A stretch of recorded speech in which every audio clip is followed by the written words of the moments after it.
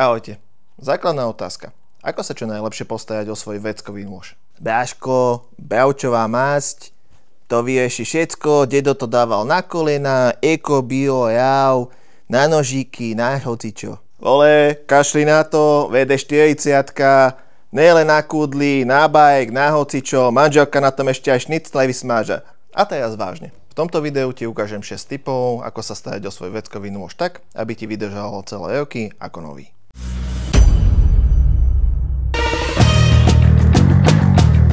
Číslo 1. Drž ho v čistote. Nôž používaš denne. Režeš, krájaš, vála sa povačku a kade tade. Nečistoty z tohto všetkého ostávajú na čepeli a v mechanizme. Po každom použití ho preto vždy utej. Ale nie takto.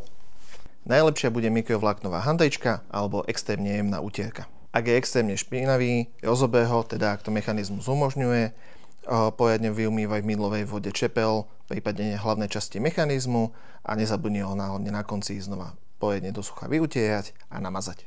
Kľúčové je udržiavať nôž čo najviac v suchu. Vlhkosť je nepriateľ číslo 1. Takže nezabudni, čistý nôž je spoľahlivý nôž. Číslo 2. Námaž pivot. Kto maže, ten jede. Každý zatvárací nôž má srdce. Miesto, kde sa čepel otáča. Ak toto miesto vyschne, zanedbá sa jeho údržba alebo sa upchá nečistotami, otvárací mechanizmus môže zlyhať a rýchlejšie sa opotrebuje. Na pantík alebo pivot použij kvapku oleja, stačí maličká vrstva, buď použij olej na nože alebo olej na čistenie zbraní. Nejdeš vysmážať, takže kuchynský olej láskavo nechaj tam, kam naozaj patrí. To znamená do kuchyne. Olej nanes v tenkej vrstve na tie najvhodnejšie miesta, ako je pivot alebo pant, s mechanizmom trošku pohyb, kvôli tomu, aby sa dostal na tie najsprávnejšie miesta. Nie je potrebné to preháňať. Aj príliš veľa oleja škodí, nanášajú sa tam viacej nečistoty a môže obchať mechanizmus. Je to iba maličký detail, ale predĺží životnosť mechanizmu o celé roky. Číslo 3. Kontroluj skrutky. Pri používaní a bežnom nosení sa nôž neustále hýbe. Vibrácie uvoľňujú skrutky, čo poškodzuje mechanizmus, spôsobuje závady a zároveň sa nečistoty dostávajú ľahšie do jadra. A práve preto ja začas kontroluj, či sú všetky skrutky utiahnuté.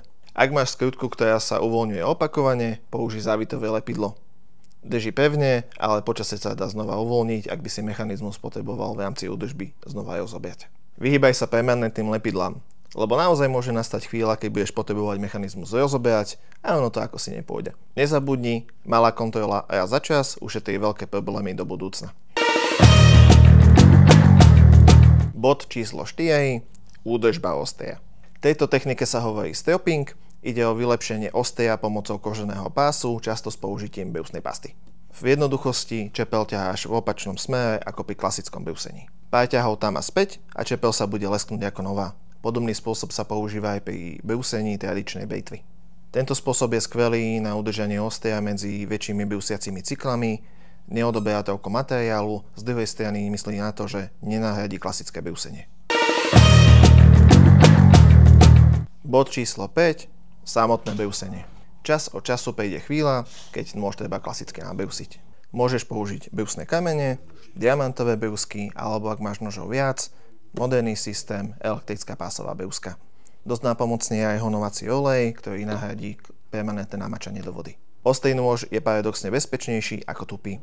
Pri tupom musíš vyvíjať veľkú silu a čím väčšiu silu musíš vyvíjať, tým je väčšia šanca, že sa zraníš.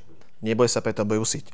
Brúsenie je základnou súčasťou starostlivosti o nôž. Zlepší si svoje zručnosti, naučí sa o svojom nástroji niečo nové a pre milovníkov nožov je to určitá forma meditácie. Bod číslo 6. Posledný. Ochrana proti hedzi. Nože podobne ako zbrane majú iba dvoch veľkých nepriateľov. Prvým je regulácia a druhým je hedza. Ak máš nože z uhlíkovej ocele ako je D2 alebo 1095, oxidácia na nich číha neustále. Po čistení alebo brúsení stačí naniesť tenkú vrstvu oleja na čepel a hlavný mechanizmus. Dôležité je nenechať nôž vlhký ani dlhodobo špinavý.